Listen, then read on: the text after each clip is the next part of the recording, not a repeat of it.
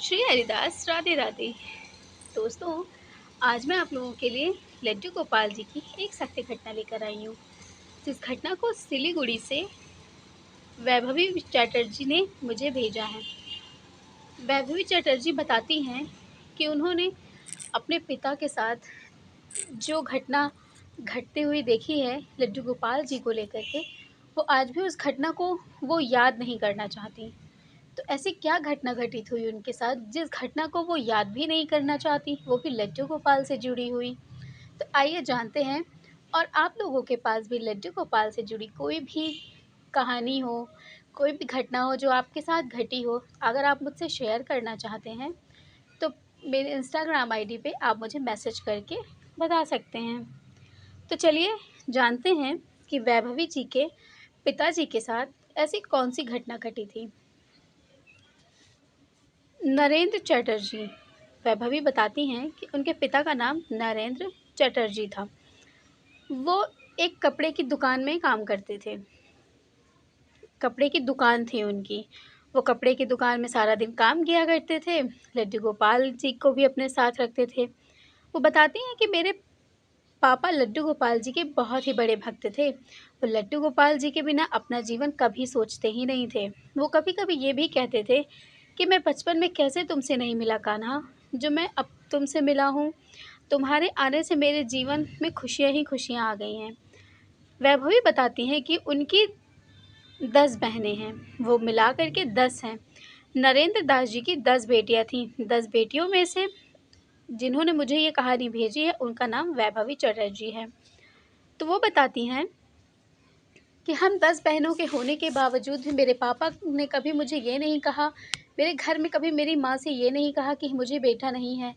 वो अपने बेटियों को ही अपना बेटा मानते थे और लड्डू गोपाल जी तो उनके सबसे बड़े बेटे थे और लड्डू गोपाल जी को अपना बेटा ही मानते थे।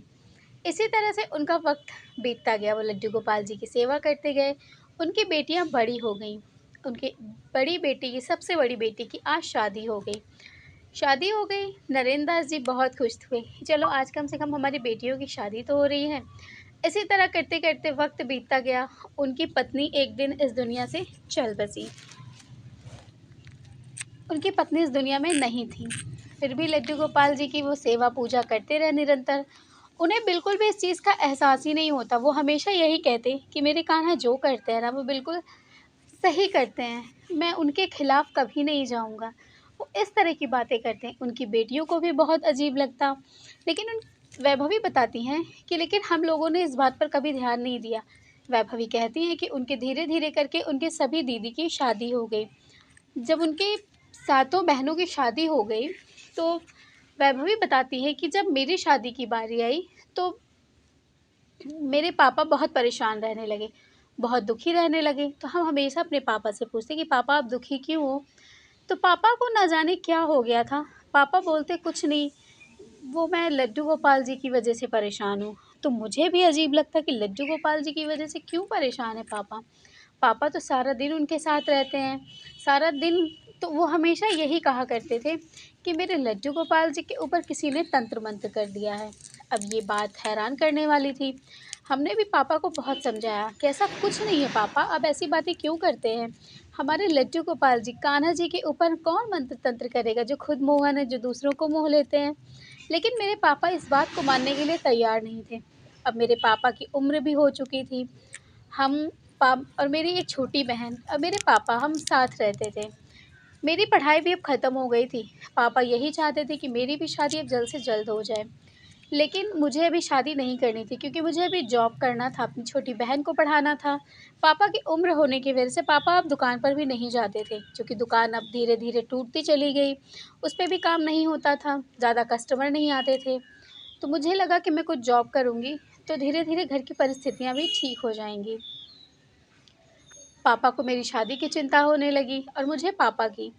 और फिर मैं जब पापा को बोलती तो पापा मेरे हमेशा यही कहते कि कुछ नहीं, मुझे ऐसा लगता है कि मेरे लड्डू गोपाल जी को किसी ने नज़र लगा दी है।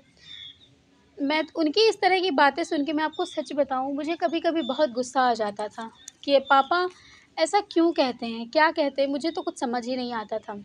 फिर मैं एक दिन अब मैं और मेरी छोटी बहन लेटी हुई थी, मेरे पापा दूसरे कमरे में लेटे हुए थे। फिर एक दिन मेरे पापा ने मुझसे दोपहर में आके कहा कि मुझे कान्हा को भोग लगाना है, मुझे भोजन दो। तो मैंने उनको खाना बनाया, खाना बनाने के लिए मैंने उन्हें खाना दिया। फिर जब वो खाना लेकर के लड्डू गोपाल जी के पास गए, तो उन्होंने जैसे वो भोग लगाते हैं हमेशा की तरह, उसी तरह उन्होंने भोग लगाया।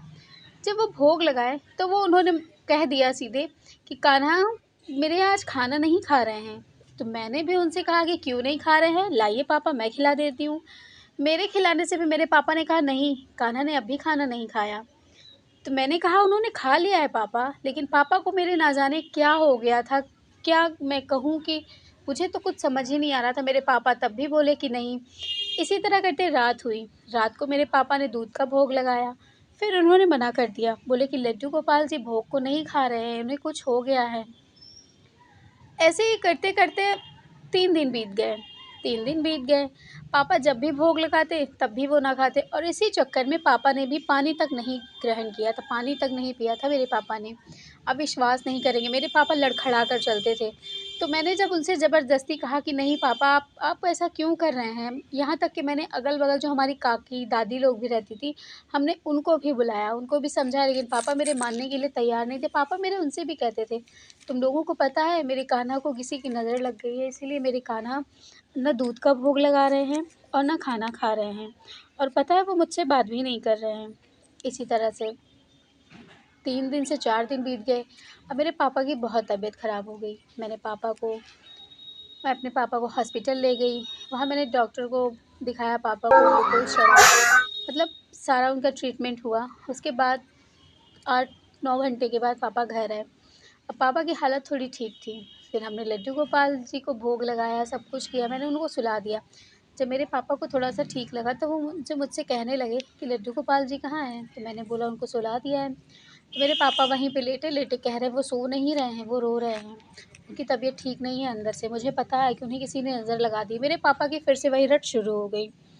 अब मैं परेशान हो चुकी थी। मुझे पता है मैं गुस्सा बहुत आता था। क्यों? क्योंकि पापा मेरे बीमार रहते थे और मुझे उनसे इनकी ये दशा देखी नहीं जाती थी। इसी तरह से कुछ दिन बीतते गए, पापा की मेरी यही कंडीशन बनी रही। फिर मैंने घर के बगल में जो हमारे अंकल आंटी रहते थे, हमने उनको बुलाया। उन्होंने भी पापा को समझाया, वो नहीं माने। फिर हम एक दिन डॉक्टर के पास उनको दिखाने के लिए ले गए। डॉक्टर ने बताया कि इनकी मेंटल मतलब कुछ स्थिति इनकी ठीक नहीं, कि दिमागी हालत ठीक नहीं है। ये इनका दिमाग ठीक से काम नहीं कर रहा है। फिर हमें बड़ा आश्चर्य हुआ। मैंने कहा कि ऐसा क्यों हो गया? तो डॉक्टर ने बताया ये तो हम नहीं बता सकते, ये तो आप ही बता सकती हैं कि आखिर इनके साथ आखिर ऐसी कौन-सी घटना घटी जो इनकी मेंटली हालत ख़राब हो गई। तो फिर मैं आ गई घर, मैं अपने पापा को ले आई। फिर उसके बाद एक दिन मेरे पापा ने ऐसा किया कि आपको मैं बता नहीं सकती कि मेरे पापा ने उस दिन ऐसा क्या किया। मेरे पापा शाम को सो रहे थे, उनको डॉक्टर ने दवाई दी थी, वो आराम कर रहे थे। उसके बाद मेरे पापा अचानक से उठे चीखते हुए। उन्होंने मुझे जल्दी-जल्दी बुलाया, वैभवी, वैभवी। तो मैंने कहा क्या हुआ पापा, क्या हुआ? पापा ने कहा जल्दी चल, चल देख देख लल्ला को क्या हो गया। मुझे मुझे तो कुछ समझ ही नहीं आया कि बाबा ऐसा क्यों कर रहे हैं। मैंने अपने बाबा से कहा बाबा क्या हुआ, क्या हुआ? बाबा मेरे तुरंत गए जल्दी से उस कमरे में जहाँ हमने लड्डू गोपाल जी को बैठाया हुआ था। वो तुरंत लड्डू गोपाल जी को उठा के अपने सीने से लगाकर रोने लगे। हमने पूछा क्या हुआ बाबा, आप बताइए तो? तो वो खूब पकड़ के रोने लगे। तो उनका रोना देख के आप यकीन नहीं करेंगे, मुझे भी रोना आ गया था, मैं भी रो रही थी। मैंने कहा क्या हुआ बाबा, आप बताइए तो? बाबा मेरे कहे मतलब मुझसे कहने लगे, वो मुझसे कहे कि तू देख रही है इनकी साँसें नहीं चल रही हैं, तुझे देख रहा है? अब मैं भी बड़े आश्चर्य में आ गई, लड्डू गोपाल जी की साँसें? उन्होंने कहा देख तू इनके हाथ छू, देख देख इनके हाथ पैर ठंडे हो गए हैं ना। मैंने लड्डू गोपाल जी को छुआ, मैंने कहा नहीं बाबा वो एकदम ठीक हैं। मेरे बाबा मुझसे दूर धक्का दे दिया उन्होंने कहा कि तुझे भी नहीं समझ में आ रहा है? मेरे कान्हा कितना परेशान है, कितना रो रहे हैं, तुझे पता है उनके साथ क्या हो रहा है? इस तरह की बातें मेरे बाबा करने लगे और मुझे उस समय बहुत डर लगने लगा। डर के मारे मैंने बगल में काकी को बुलाया, मैंने काकी को कहा काकी चलिए देखिए पापा किस तरह कर रहे हैं। तो काकी आई, काकी को भी पापा ने जल्दी दिखाया, कहे देखिए देखिए मेरे लड्डू गोपाल जी के हाथ पैर ठंडे हो रहे हैं, उन्हें कुछ हो रहा है, उन्हें कुछ हो रहा है, वो मुझसे दूर जा रहे हैं, मुझे छोड़कर जा रहे हैं। इस तरह की स्थिति देख के जो बगल में अंकल थे वो भी आ गए, काफ़ी लोग आ गए, उन्होंने कहा कि तुम्हारे बाबा की हालत ठीक नहीं लग रही है, तुम इन्हें लेकर के हॉस्पिटल जाओ। तो फिर अब मुझे क्या समझ ही नहीं आ रहा था, उन लोगों ने कहा कि मैं हूँ तुम्हारे साथ, तुम चलो उनको हॉस्पिटल लेके। फिर मैंने बाबा को बहुत समझाया, बाबा मेरे नहीं माने, बाबा को मेरे पता नहीं क्या हो गया था। बाबा मेरे तुरंत आंगन की तरफ बढ़े, उन्होंने जल्दी-जल्दी मिट्टी खोदनी शुरू कर दी। हमने सोचा ये क्यों कर रहे हैं मेरे बाबा? मैंने देखा कि वो मिट्टी खोदनी शुरू कर दी, उन्होंने मिट्टी खोद के लड्डू गोपाल जी को उसमें ढक दिया। फिर हमने कहा कि बाबा आप ये क्या कर रहे हैं? बाबा ने कहा कि लड्डू गोपाल जी अब इस दुनिया में नहीं हैं, वो चले गए, उनको कुछ हो गया है। और वो पता है वो खाना भी तो नहीं खा रहे थे ना इतने दिनों से, इसलिए अब उनकी साँसें भी नहीं चल रही हैं। आप यकीन नहीं मानेंगे, आपको यकीन नहीं होगा, उस समय हमारे ऊपर, हमारे साथ जो मोहल्ले वाले हमारे खड़े थे, के ऊपर क्या बीती। बाबा की इन सब हरकतों की वजह से उन सबकी आँखों में आँसू आ चुके थे। वो सब भी बहुत परेशान हो गए थे। फिर हमने बाबा को पकड़ा, 2-3 लोगों ने बाबा को पकड़ा। बाबा इस तरह करते-करते बेहोश हो गए। बेहोश होने के बाद हमने लड्डू गोपाल जी को वहाँ से उठाया, उनको पोंछा, उसको अच्छे से स्नान कराया, फिर उनको ले जाके हम उनको सुला दिए। सुलाने के बाद फिर बाबा की स्थिति नहीं ठीक हुई, फिर हमने उनको रात को ही हम ले जाकर उनको हॉस्पिटल गए। हॉस्पिटल पहुँचने के बाद डॉक्टर ने बताया कि इनकी इनकी मेंटल प्रॉब्लम हो चुकी है, ये बिल्कुल ठीक नहीं है, तो आप इनको एडमिट करवा दीजिए, वरना ये आपको भी हानि पहुँचा सकते हैं। वह भी बताती हैं, ये सुनकर मेरे पैर के तले ज़मीन खिसक गई। मैंने कहा मेरा सहारा तो सिर्फ़ बाबा ही थे ना, आज बाबा को ऐसा हो गया है तो फिर हम किसके कौन हमारा सहारा बनेगा? हमारा तो यहाँ कोई अपना भी नहीं है, बाबा के अलावा। फिर डॉक्टर की बात हमने सुनी, हमें हमारे जो बगल के पड़ोसी थे उन्होंने भी हमसे कहा कि अब तुम्हें बेटा करना ही होगा, तुम्हें खुद को मजबूत बनाना होगा। मैंने भी अपने ठान लिया कि हाँ, मैं करूँगी। मैं बाबा को अपनी सेहत ठीक करने के लिए, उनको ठीक करने के लिए मैं भेजूँगी। बाबा मेरे बेहोश ही थे, इसी तरह से हम उनको अपने घर ले आए। घर लाने के बाद हमने बाबा को एक कमरे में लिटाया। ये था कि सुबह एक गाड़ी आएगी, उनको लेकर जाएगी मेंटल हॉस्पिटल। तो हम इंतज़ार कर रहे थे, रात भर हम सोए नहीं। फिर उसके बाद जब सुबह हुई तो हमें कुछ समझ ही नहीं आ रहा था। बाबा ने आँखें ही नहीं खोली तो हम उनको मेंटल हॉस्पिटल भेजेंगे कैसे? सबसे बड़ी बात तो ये थी। फिर जो हॉस्पिटल वाले जो आ गए उनकी गाड़ी भी आ गई। जब हम लोग अंदर गए तो बाबा की हमारे बहुत तेज़ चीख निकली।